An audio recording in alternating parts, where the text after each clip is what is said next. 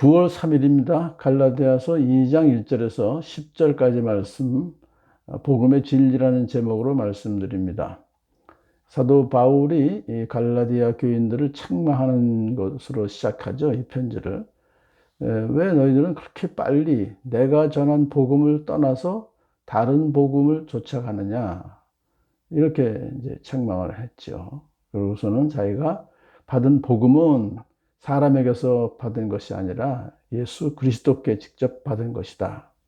그러면서 이제 자기가 사도가 되었던 그 경위와 그리고 그 후에 있었던 일들을 이제 설명을 한 후에 오늘 본문이 이렇게 시작됩니다. 그 다음에 14년이 지나서 나는 바나바와 함께 디도를 데리고 다시 예루살렘으로 올라갔습니다.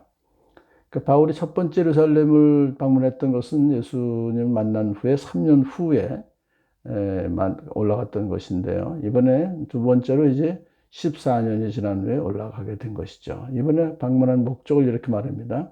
내가 거기에 올라간 것은 계시를 따른 것이었습니다. 바울이 사도가 된 이후에 계속해서 성령님의 인도하심을 따라서 모든 사역을 그가 했었죠. 그래서 사실상 이번에 예루살렘을 방문한 것은 안디옥 교회의 결정 사항이었습니다. 구제원금을 이제 그 예루살렘 교회에 갖다 주라고 해서 그 일을 대표격으로 바울과 바나바 그리고 이제 디도와 함께 같이 가게 된 것이죠. 이것도 다 하나님의 계시였다 그렇게 설명을 하고 있습니다. 자, 이제 예루살렘 교회에서 한 일을 말합니다. 나는 이방 사람들에게 전하는 복음을 그들에게 설명하고 유명한 사람들에게는 따로 설명하였습니다. 여기서 말하는 유명한 사람들이라고 하는 것은 이제 사도 베드로나 또 그 요한, 또 야고보, 예수님의 동생 야고보 같이 이제 예루살렘 교회 지도자들을 말하는 거죠. 따로 설명하였습니다. 그것은 내가 달리고 있는 일이나 지금까지 달린 일이 헛되지 않게 하려고 한 것입니다. 사실 이거는 참 사도 바울이 서로 대화한다는 것은 설명해 준다는 것은 좋은 일입니다.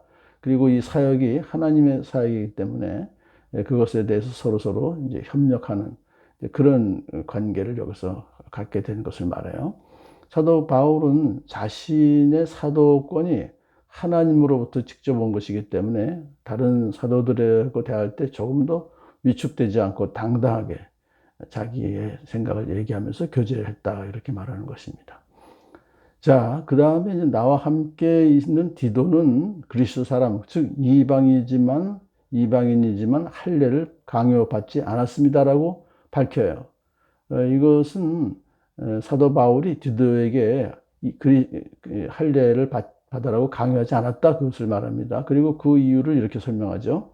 몰래 들어온 거짓 신도들 때문에 할례를 강요받는 일이 있었던 것입니다. 그러니까 이 거짓 신도들 몰래 들어와 이렇게 표현했었는데 결국 이 사람들이 이 유대인이긴 하지만은 또 예수 믿는다고 하지만은 결국은 속으로는 그렇지 않은 그 위장된 그러한 교사들, 거짓 교사들이라고 보통 말하죠. 그래서 은밀하고 은근하게 복음을 훼손시키는 자들이에요. 그들은 예수 믿는다고 하지만은 예수님의 복음을 변질시켜서 성도들을 이제 미혹해서 예수님을 떠나게 하려는 그런 자들을 말해요. 자, 그들은 이방인들이 구원받는 것이 단지 예수님 믿는다고 해서만 되는 것이 아니다. 유대인같이 할례를 받아야 된다. 그렇게 가르쳤어요. 그래서 바울은 이렇게 말합니다. 그들은 우리를 노예로 만들고자 하여 그리스도 안에서 누리는 우리의 자유를 엿보려고 몰래 끼어든 자들입니다. 원래 우리 예수 믿고 구원받은 그리스도인들은 예수 그리스도 안에서 죄와 사망의 법에서 해방되어 성령과 생명의 법을 따라 사는 자유인이 되었어요, 이미. 그러니까 자유를 누릴 수가 있는데 그것을 지금 이제 거짓 교사들은 그 자유를 엿보려고 그 자유를 무너뜨리기 위해서 이제 몰래 끼어든 자들입니다. 그래서 이제 그들은 예수 믿는 이방인들에게 할례를 받아야 된다고 강요하곤 했어요. 자, 그러나 사도 바울은 그들에게 잠시도 굴복하지 않았다고 강하게 말합니다.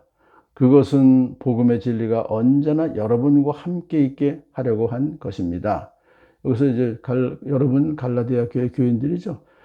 그들에게 복음의 진리가 여러분과 함께 있게 하려고 그렇게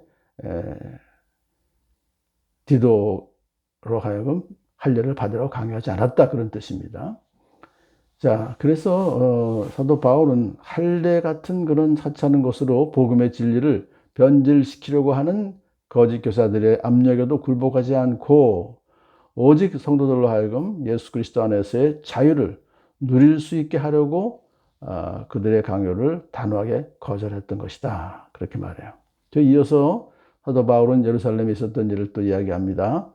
유명하다는 사람들로부터 나는 아무런 제한도 받지 않았습니다. 여기 베드로나 요한이나 또 거기 예수님의 동생 야고보 등 예루살렘의 지도자들로부터 아무런 제한도 받지 않았다는 얘기는 간섭받지 않았다는 것입니다. 그러니까 바울이 전한 그 복음에 대해서도 군말이 없었고 또 할례를 받아야 된다라고도 강요하지도 않았고, 하여튼 자유롭게 모든 사도 바울의 사역을 인정했다는 것이죠.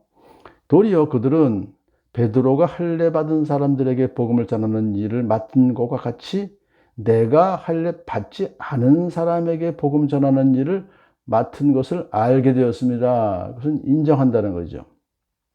모든 경유를 볼 때, 베드로나 바울이 전하는 복음 다 본질이 같다, 다만 대상이 좀 틀리다 하는 것. 할례 받은 사람들은 베드로, 할례 받지 않은 사람들은 바울, 그렇게 역할 분담을 하게 되구나 하는 것을 알게 되었다는 것이죠.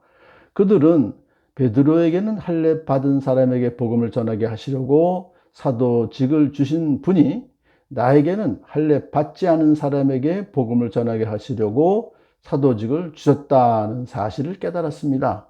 그러니까 베드로나 바울이나 다 사도로 세우신 분은 하나님이시다 이거죠. 그러니까 자기도 베드로와 같은 사도인 것을 입증하고 있는 것입니다. 다만 그 대상이 할례 받은 사람이냐 할례 받지 않은 사람이냐 다를 뿐이지 두 사람 다 하나님의 섭리와 은혜에 의해서 사도로 세우심을 받았다는 사실을 그 유명한 사람들이 다 인정했다는 거죠. 그래서 기둥으로 인정받는 야고보와 게바와 요한은 하나님이 나에게 주신 은혜를 인정하고 나와 바나바에게 오른손을 내밀어서 친교의 악수를 하였습니다. 이제 위에 있는 안디옥 교회 지도자들과 아래에 있는 예루살렘 교회 지도자들이 서로 친교의 악수를 함으로써 서로의 모든 사역을 인정하면서 함께 동역하기로 이렇게 결정했다는 것이죠. 자, 그렇게 하여 우리는 이방 사람에게로 가고 그들은 할례 받은 사람에게로 가기로 하였습니다. 이 역할 분담을 했다는 거죠. 다만 그들이 우리에게 바란 것은 가난한 사람을 기억해 달라고 한 것인데 그것은 바로 내가 마음을 다하여 해오던 일이었습니다. 그 당시 이제 가난한 사람이 많았죠. 이것은 돈도 없고 생활 수단이 없어서 거지 같은 생활을 하는 사람들을, 이제 교회 안에 들어온 사람들을 바울은 구제해 달라는 베드로의 그 부탁을 받게 된 것이다 하는 것이에요. 근데 이미 바울은 이미 가난한 사람들을 구제하기 위해서 벌써 헌금을 많이 해서 이번에도 가지고 온 거 아니겠습니까? 바울은 안디옥 교회에서 얻은 모은 구제헌금을 가지고 예루살렘에 와서 그들을 돕는 일을 벌써 이미 시작했죠. 그것을 벌써 예루살렘 교회에서 인정하고 앞으로도 계속 그 일을 해달라. 사도 바울이 그 이후에도 가난한 사람을 위한 구제에 적극적으로 동참하고 거기에 대해서 또 많은 서신에 기록하고 있는 것을 잘 압니다. 오늘 바울은 결국은 예루살렘에서 참 좋은 교제를 하고 같이 함께 동역하는 초대 교회가 이방에까지 이렇게 힘차게 확장될 수 있는 그런 좋은 만남의 시간이었습니다. 우리에게도 이런 선한 일을 위해서 함께 협력하며 함께 만나서 상의할 수 있는 좋은 귀한 동역자들이 많이 생기길 간절히 축복합니다.